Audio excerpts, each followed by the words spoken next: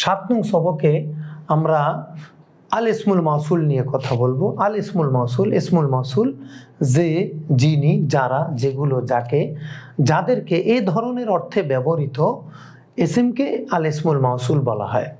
যেমন আল্লাদি, আল্লাদানি, আল্লাজিনা, আল্লাতি, আল্লাতানি, আল্লাতি, মান, মা, আইয়ুন, আইয়াতুন। এই কয়টি শব্দ আরবি ভাষায় বহুল ব্যবহৃত ইসমুল মাউসুল। তো এগুলো আমরা যদি মুখস্থ করি, সাধারণত এর বাইরে আমরা ইসমুল মাউসুল খুব একটা পাবো না।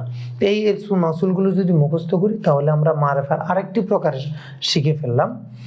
এখানে একটি বিষয় মনে রাখতে হবে, ইসমুল মাউসুলের পরের অংশকে সেলা বলা হয়।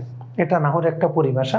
আমরা যখনই ইসমুল মাউসুল দেখব, ইসমুল মাউসুলের পরে অবশ্যই যে বাক্যটা থাকবে, যে অংশটা থাকবে, ওই অংশের নাম হলো সেলা। যেমন আল্লাযীনা ইউমিনুনা বিল গায়ব, এই আল্লাযীনা শব্দটি ইসমুল মাউসুল।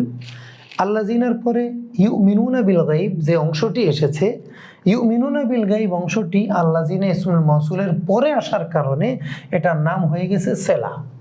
তাহলে আমরা বুঝলাম এই ইসমুল মাউসুলগুলোর পরে যদি কোনো অংশ থাকে, যে অংশটা থাকবে ওই বাক্যের ওই অংশটার নাম হবে সেলা। এবং সাধারণত ইসমুল মাউসুলের পরে সবসময় একটি বাক্য থাকবে, একটি জুমলা থাকবে, ওই জুমলার নাম হবে সেলা।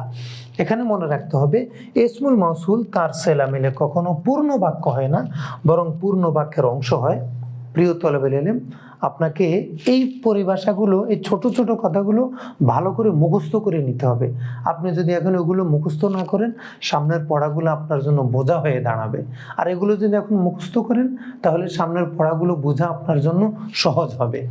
তা আমরা এর আগে বলেছি ইসমুল ইশারার পরে আলিফ লাম যুক্ত শব্দকে মোশাররুন ইলাইহি বলা হয়। সাধারণত আলিফ লাম ছাড়া মোশাররুন ইলাইহি হয় না। এবং আমরা বলেছি ইসমুল মাউসুলের পরবর্তী বাক্যকে সেলা বলা হয়। এটা মুখস্থ করতে হবে এবং উদাহরণ থেকে বুঝে বুঝে শিখে নিতে হবে।